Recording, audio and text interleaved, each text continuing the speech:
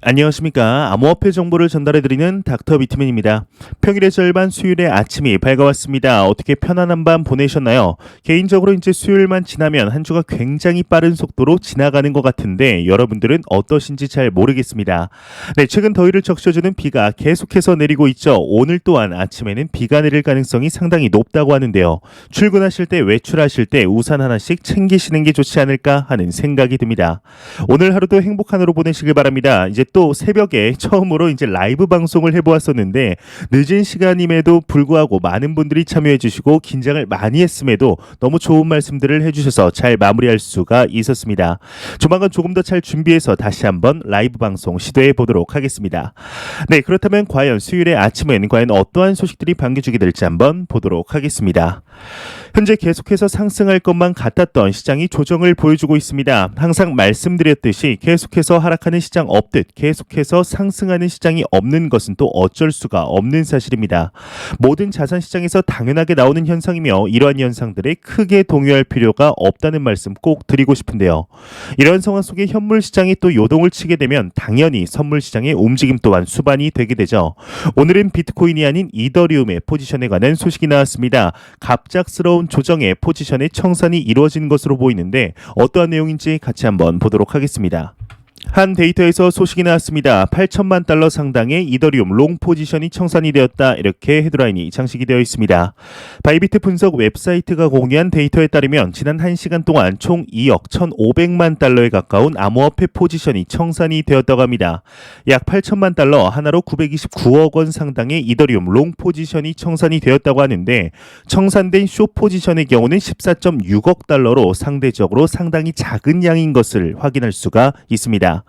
암호화폐 시장이 계속해서 오를 것이라 생각을 하여 롱 포지션에 베팅한 투자자들이 안타깝게 청산이 당했다는 소식이죠. 하지만 가격의 조정에도 불구하고 긍정적인 소식들은 계속해서 나오고 있는데요. 지난 5월 당시 비트코인의 하나의 소식이 나오게 됩니다. 바로 이 소식인데요. 비트코인의 시가총액이 1조 달러를 돌파했다는 소식이 나오게 됩니다. 이때 당시 비트코인의 역사에 또 다른 이정표에 달성했다라는 의견들이 많이 나왔었는데 하지만 머지않아서 이제 얼마 지나지 않아 중국발 악재와 더불어 일론 머스크의 이제 조동아리로 인해 반토막이 나게 되죠. 이러한 상황을 지나 4개월이 지난 현 시점 새로운 소식이 나왔습니다. 비트코인의 회복세 덕분일까요? 시가총액 1조 달러를 일시적으로나마 회복을 했었다고 합니다. 내용 한번 같이 보도록 하겠습니다. 코인리스 마켓 모니터링에 따르면 시가총액 1조 달러 선을 일시 회복했다 이렇게 내용이 나와 있습니다.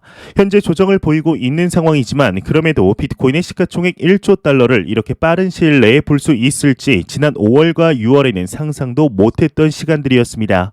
세상스럽지만 이제 다시 한번 그날의 하락장을 견딘 여러분들에게 대단하다는 말씀을 꼭 드리고 싶습니다. 저의 경우도 웬만하면 암호화폐 시장의 하락에 별 반응도 안 하는데 그때 당시에는 저 또한 살짝 두려움이 생겼던 것이 사실입니다. 하루 만에 그렇게 반토막이 날 것이라고는 그 누구도 생각할 수 없었기 때문이죠. 지난 5월부터 6월까지 이어졌던 하락장과 어제의 하락장을 견딘 여러분들 다시 한번 본인들에게 고생했다 칭찬을 해도 전혀 이상하지 않을 사건이었는데요. 그러한 일들을 겪고 난 뒤에 여러분들의 투자적인 경험치가 보이지는 않아도 그 전에 비해서 비교할 수 없을 정도로 성장해 있으리라 100% 확신합니다. 비트코인의 시가총액 1조 달러 도달 소식과 더불어서 최근 22만 개의 코인이 소각될 뿐 아니라 보유하고 있는 대부분의 분들이 수익을 보고 있는 하나의 코인이 있습니다. 바로 시가총액 2위의 부대장 코인 이더리움인데요. 비트코인보다 높은 수익률을 보여줄 뿐 아니라 많이 상승했음에도 꾸준히 자금의 유입이 이루어지고 있는 상황이죠. 이런 상황 속에 한 글로벌 투자은행에서 보고서가 나왔습니다. 현재의 이더리움 가격 대비 약 1000%의 상승이 가능하다는 보고서가 나왔는데 과연 어떤 내용일지 같이 한번 보도록 하겠습니다.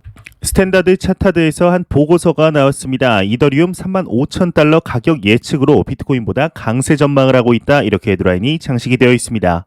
더 블록에 따르면 영국계 은행인 스탠다드 차타드의 경우는 암호화폐에 대한 첫 보고서를 발표하면서 비트코인과 이더리움에 대한 낙관적인 입장을 표했다고 합니다.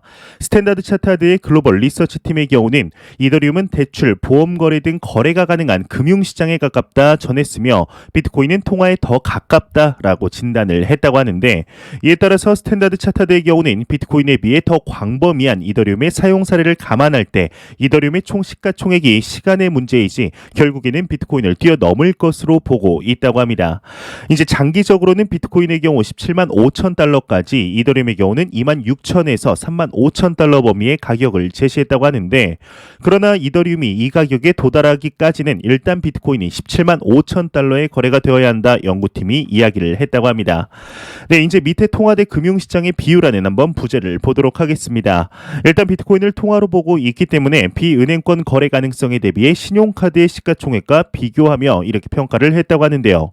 반면에 이더리움에 대해서는 글로벌 은행의 가치를 글로벌 카드사의 가치와 비교를 했다고 합니다. 이 외 내용은 그리 중요하지 않아서 이제 넘어가도록 하겠습니다. 현재 전반적으로 보시면 아시겠지만 여러 보고서들에서 나오는 뉘앙스들을 볼 때 슬슬 암호화폐 시장을 단순한 디지털 자산 시장군 이 아닌 이제 복합적인 금융시장의 한 형태로서 보고 있습니다. 현재 이것이 제가 파악하는 암호화폐 시장의 청사진인데요. 암호화폐 시장으로 인해 새로운 금융 시스템이 만들어지는 것이죠. 이러한 소식과 더불어서 최근 글로벌적으로 암호화폐 시장에 대해 제도권 안으로 들이려는 시점에 얼마 전 독일에서 하나의 소식이 나왔었습니다. 바로 독일의 기관 투자자들이 본인들의 자금 중에 최대 20%까지 암호화폐 시장에 투자할 수 있는 법안이 발효가 된 것인데, 이는 독일의 정부에서 암호화폐 시장을 정식적으로 인정했다는 것으로 볼 수 있던 소식이었습니다. 이 소식이 나온 뒤에 독일에서의 기관 투자 러시에 관한 소식들이 계속해서 나오고 있는데요. 오늘은 독일의 3대 자산 운용사 중 한 곳에서 소식이 나왔습니다. 포트폴리오에 비트코인을 추가한다고 하는데 내용 한번 같이 보도록 하겠습니다. 독일의 3대 자산 운용사 일부 펀드의 포트폴리오에 이제 비트코인을 추가한다, 500조 원을 운용하고 있다, 이렇게 헤드라인이 장식이 되어 있습니다. 블룸버그에 따르면 독일 3대 자산 운용사인 유니온 인베스트먼트의 경우는 올 4분기 비트코인을 일부 펀드에 이제 포트폴리오에 추가할 예정인 것으로 나타났다고 합니다. 이와 관련해 다니엘 베스 수석 상품 포트폴리오 매니저의 경우는 프라이빗 투자자들을 위한 펀드에 비트코인을 최대 2% 할당하는 방안을 검토하고 있다 밝혔다고 하는데요. 유니온 인베스트먼트의 경우는 약 4,370억 달러, 하나 무려 500조 원의 규모를 운용 중인 자산 운용사라고 합니다.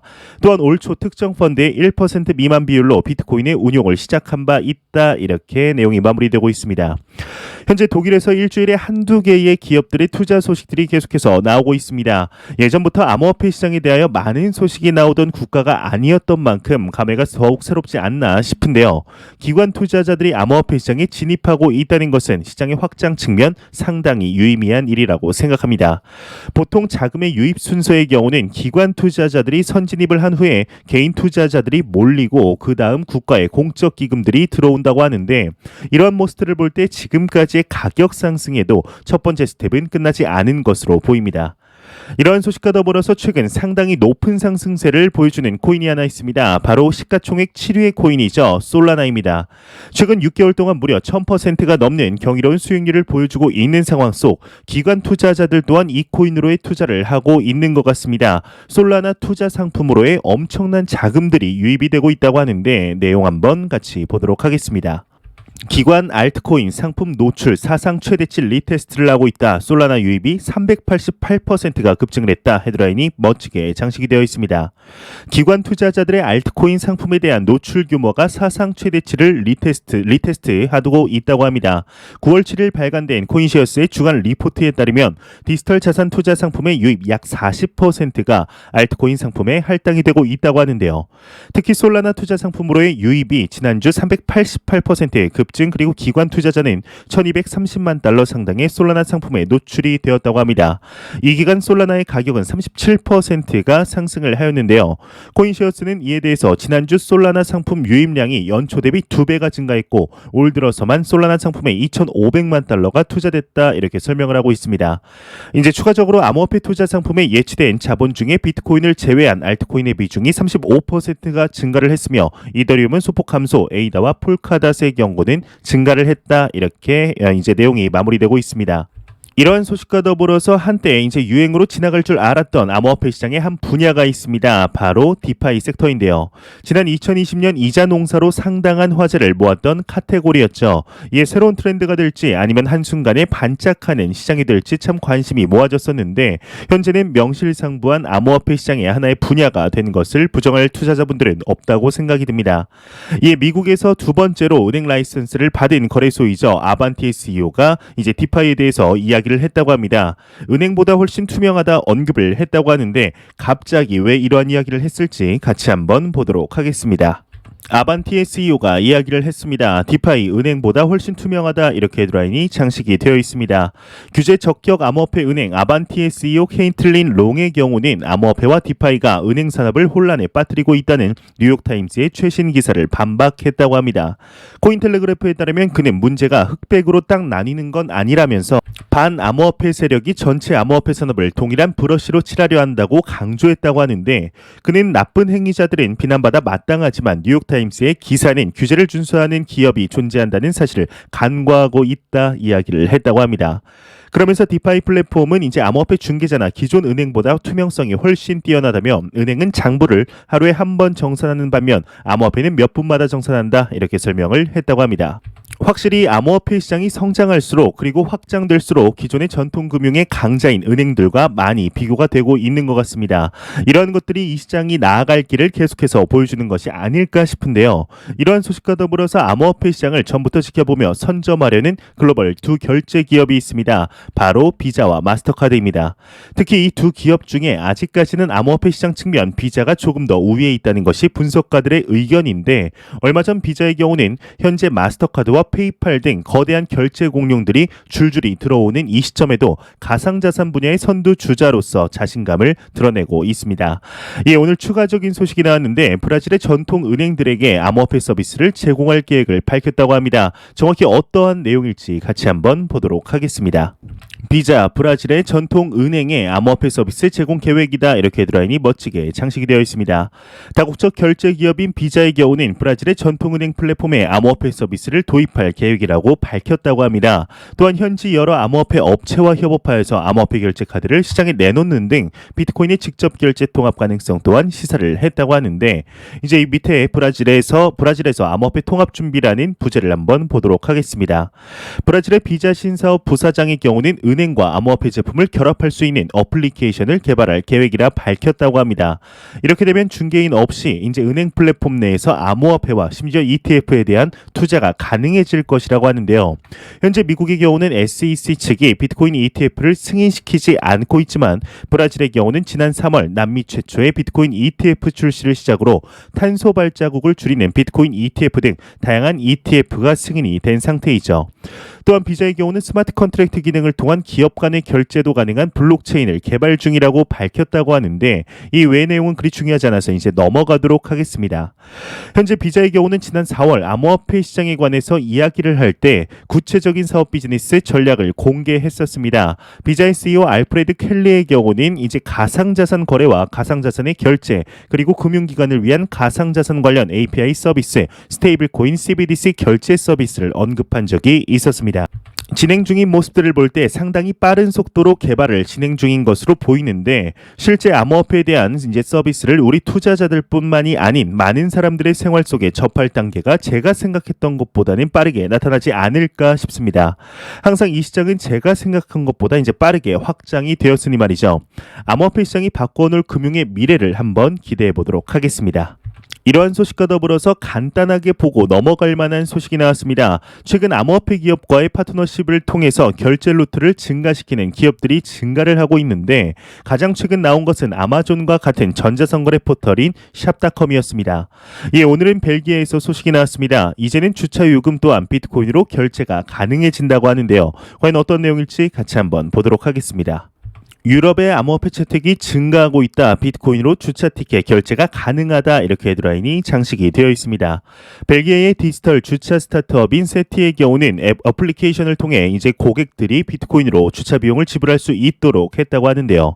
옵션에는 비트코인 외에도 이더리움, 도지코인 등 6개의 디지털 자산이 포함이 되어 있다고 합니다. 이 외 내용은 중요한 내용은 아니라서 이제 넘어가도록 하겠습니다. 현재 기업들의 암호화폐 채택이 증가를 하고 있습니다. 그만큼 암호화폐 시장에 대한 인식이 상당한 수준으로 변화했다는 것을 알 수 있으며, 이에 따라 제도적인 방침의 속도 또한 올라갈 것으로 보이는데, 암호화폐를 채택하는 기업들의 소식이 증가하길 진심으로 바라 보겠습니다. 이런 소식과 더불어서 어제는 비트코인을 포함한 암호화폐 시장의 역사적인 날이지 않았을까 싶습니다. 바로 엘살바도르에서 비트코인이 드디어 공식적으로 법정화폐가 되었기 때문인데요. 현재 엘살바도르에서는 비트코인을 거부하는 시민들의 시위가 이어짐에도 굴하지 않고 꿋꿋이 나아가는 모습을 보여주고 있는 상황이죠. 이런 상황에서 이제 실수들이 나오면 안 되는데, 참 M1데이에서 안타까운 사건들이 나오는 것 같습니다. 비트코인의 채택 첫날부터 디지털 월렛에 문제가 발생을 했다고 하는데, 어떠한 내용일지 같이 한번 보도록 하겠습니다. 엘살바도르에서 소식이 나왔습니다. 비트코인 채택 첫날부터 디지털 월렛에 문제가 발생을 했다. 이렇게 헤드라인이 장식이 되어 있습니다. 어제이죠. 비트코인을 법정화폐로 정식 도입한 엘살바도르의 대통령 나입 부켈레이의 트위터를 통해 디지털 월렛 치보에 문제가 생겼다. 설치에 차질을 빚고 있으며 일부는 시스템 오프라인으로 인해 데이터 반영이 원활하게 이루어지지 않고 있다. 인내심을 갖고 기다려라. 문제는 곧 해결될 것이다. 라고 이야기를 했다고 합니다. 아무래도 트래픽이 갑자기 몰리다 보니 문제가 생긴 것 같은데, 이런 문제는 보통 게임 첫날 서버에 이제 사람들이 많이 몰릴 때 많이 나오는 현상이 아닐까 싶습니다. 크게 문제가 될 것은 아닌 것으로 보이는데요. 현재 엘살바도르의 법정화폐 결정은 전 세계 최초의 사례다 보니 아무래도 조그마한 소식들에도 관심을 기울일 수밖에 없을 겁니다.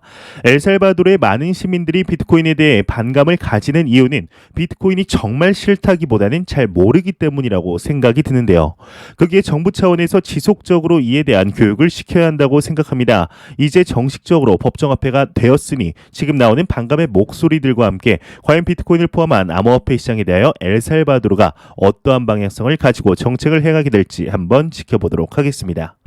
현재 비트코인을 포함한 암호화폐 시장이 좀 하락을 했습니다. 참 안타깝죠. 이러한 단기적인 가격의 상승과 하락을 이제 변동성이라고 합니다. 이 변동성의 경우는 그 누구도 맞출 수가 없는 것이며, 이 변동성은 모든 자산시장군에서 발생을 하게 되죠. 이러한 단기적인 변동성은 전혀 신경 쓰지 않으셔도 된다. 꼭 말씀을 드리고 싶습니다. 자산의 가격은 결국엔 내재 가치에 수렴하게 되어 있으며, 우리가 투자하는 암호화폐 시장은 현존하는 자산군 중에 가장 내재 가치가 높은 시장입니다. 절대로 이 시장을 단기적으로 보지 마시고 항상 장기적인 마인드로 투자하시길 진심으로 바라 보겠습니다. 제가 준비해온 내용은 여기까지입니다. 영상이 도움되셨다면 구독과 좋아요, 그리고 광고 한 편만 처음부터 끝까지 시청 부탁드립니다.